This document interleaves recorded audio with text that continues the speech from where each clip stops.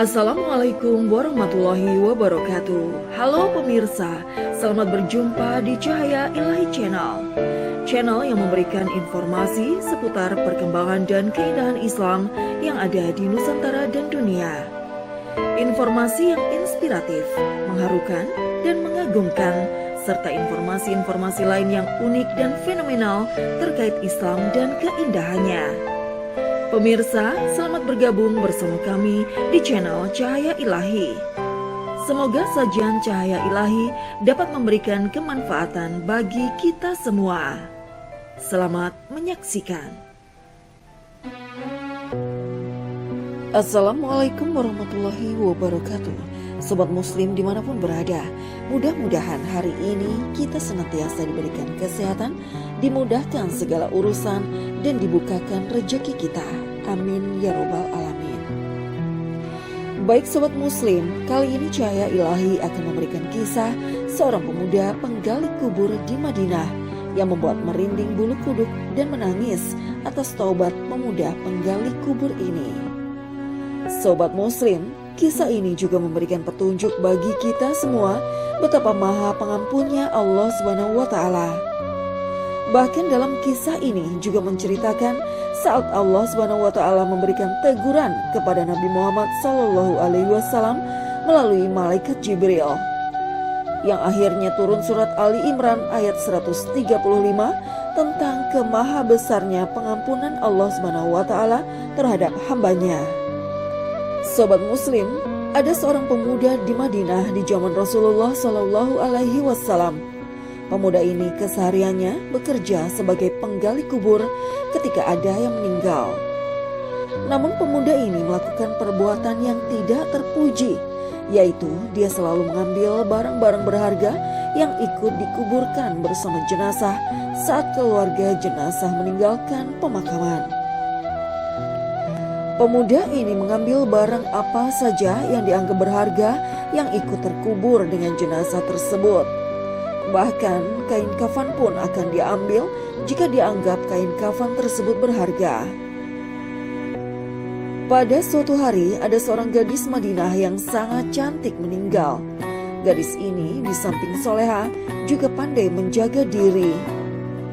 Seperti biasa, pemuda penggali kubur tersebut melakukan aksinya terhadap makam gadis ini. Setelah makam sepi dan aman, pemuda ini langsung menggali kembali makam gadis tersebut. Pada awalnya, pemuda ini hanya ingin mengambil kain kafan gadis ini. Namun setelah melihat tubuh gadis yang sangat cantik dan indah tersebut, pemuda penggali kubur ini tidak mampu menahan syahwat hawa nafsunya. Akhirnya pemuda ini nekat melakukan perzinahan dengan jasad gadis tersebut. Dan setelah puas melampiaskan hawa nafsunya, pemuda ini kembali menguburkan jasad gadis soleha tersebut. Sobat muslim, setelah melakukan tindakan bejat dengan menzinahi jenazah gadis tersebut, pemuda penggali kubur ini merasa tidak tenang dan dihantui rasa berdosa sehingga hidupnya pun gelisah yang tiada terkira. Tersiksa atas perbuatan bejatnya tersebut, pemuda ini akhirnya ingin bertobat. Pemuda ini akhirnya memutuskan berangkat ke Madinah untuk bertemu Rasulullah SAW. Namun dalam perjalanan, pemuda ini tidak henti-hentinya menangis. Isak tangis dan penyesalan atas dosa yang telah diperbuatnya terus membayangi perjalanannya menuju Madinah. Sobat muslim, pemuda itu akhirnya sampai di depan pintu masjid Madinah. Sebelum masuk masjid, pemuda tersebut bertemu dengan Umar bin Khattab. Saat bertemu Umar, pemuda itu langsung mengucapkan salam. Dan setelah mengucapkan salam, pemuda tersebut bertanya kepada Umar bin Khattab dengan penuh cemas, takut dan sangat hati-hati.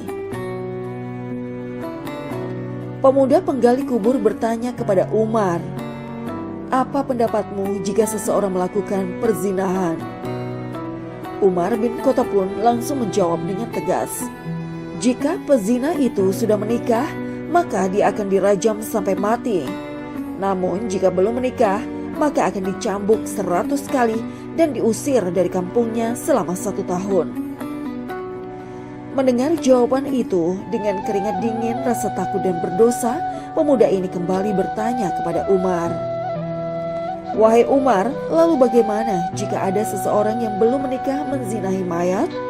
Mendengar pertanyaan pemuda tersebut, Umar langsung terdiam dan bulu kuduknya berdiri. Akhirnya Umar berucap, "Sungguh keterlaluan. Aku tidak bisa membayangkan sebesar apa dosa orang itu.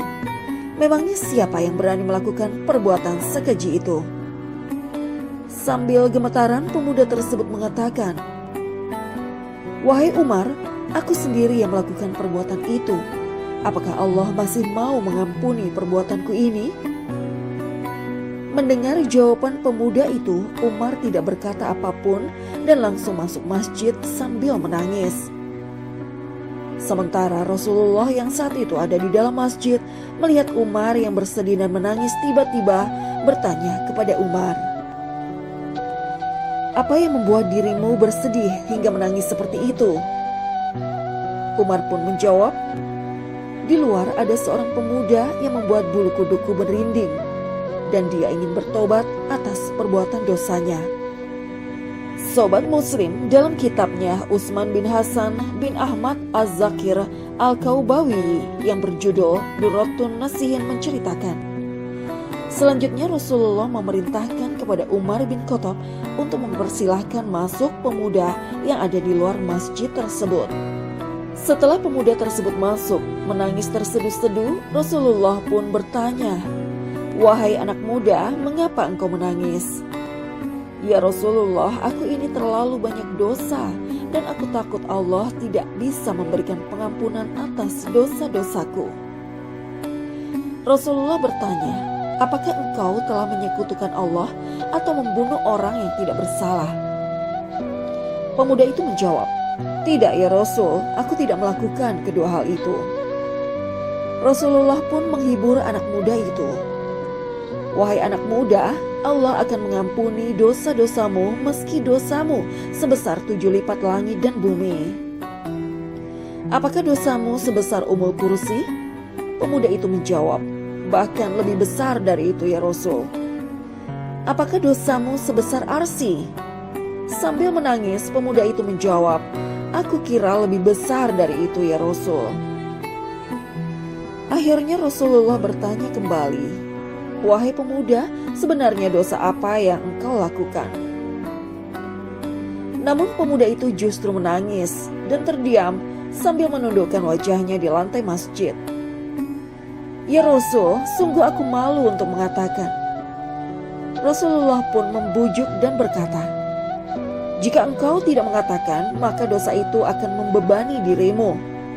Akhirnya pemuda itu memberanikan diri untuk menceritakan dosa yang telah dibuatnya. Mendengar cerita dari pemuda ini, Rasulullah sangat terkejut dan seakan tidak bisa berkata apapun. Akhirnya Rasulullah berkata, "Wahai pemuda fasik, engkau pantas untuk masuk ke neraka." Dan Rasulullah pun menyuruh pemuda itu untuk keluar dari masjid. Sobat Muslim, hancurlah hati pemuda itu dengan berjalan lemas tanpa arah tujuan. Diceritakan selanjutnya, pemuda itu akhirnya menyendiri di sebuah goa di sebuah gunung. Pemuda itu berdoa dan mohon pengampunan kepada Allah. Setelah 40 hari, tubuh pemuda itu berubah drastis dan sangat mengenaskan. Karena pemuda itu bertahan hidup dengan makanan apa saja yang ada di goa itu. Pemuda tersebut bersumpah tidak akan keluar dari goa sebelum mendapatkan pengampunan dari Allah. Pemuda tersebut terus berdoa, "Oh Tuhan Nabi Muhammad dan Tuhan Nabi Adam dan Hawa, jika engkau telah mengampuni, sampaikanlah kepada Nabi Muhammad dan para sahabatnya. Jika taubatku ini engkau tolak, bakarlah aku di dunia dan bebaskan aku dari siksa di akhirat. Sungguh aku tidak sanggup, aku tidak akan sanggup menerima siksamu di akhirat kelak." Sobat Muslim, sementara itu Nabi Muhammad SAW berdoa kepada Allah dan menunggu petunjuk dari Allah atas peristiwa tersebut. Allah pun akhirnya mengutus malaikat Jibril untuk menemui Nabi Muhammad dan menyampaikan beberapa pesan kepada Nabi Muhammad. Malaikat Jibril pun langsung menemui Nabi Muhammad.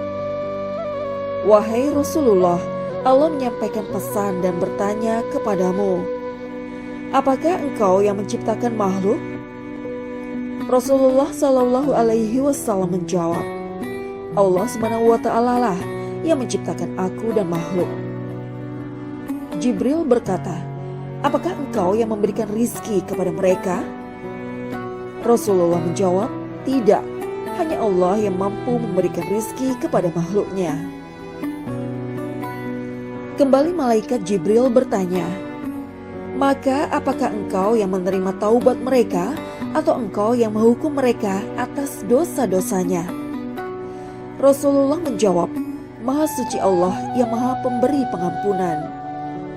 Malaikat Jibril berkata, "Wahai Rasulullah, Allah berfirman, maafkanlah hambaku karena Allah telah mengampuninya." Akhirnya Rasulullah memanggil pemuda itu dan mengatakan bahwa Allah telah mengampuni dosanya dan menerima tobatnya. Tidak lama kemudian, pemuda tersebut meninggal dunia. Dalam surat Al-Imran ayat 135 Allah berfirman, "Demikian juga orang-orang yang apabila mengerjakan perbuatan keji atau menzolimi diri sendiri, mereka segera mengingat Allah lalu memohon ampunan atas dosa-dosanya. Siapa lagi yang dapat mengampuni dosa-dosa selain Allah? Mereka pun tidak meneruskan apa yang mereka kerjakan atau perbuatan dosa itu sedangkan mereka mengetahuinya. Maha suci Allah yang maha pemberi ampunan." Baik Sobat Muslim, mudah-mudahan kisah ini bisa diambil hikmahnya dan senantiasa diteguhkan iman kita. Wallahu alam bissawab. Wassalamualaikum warahmatullahi wabarakatuh. Alhamdulillah, terima kasih telah menyaksikan Cahaya Ilahi hari ini. Semoga tayangan kami bermanfaat dan terdapat hikmah di dalamnya. Jangan lupa like, komen, dan subscribe channel ini. See you pemirsa. Wassalamualaikum warahmatullahi wabarakatuh.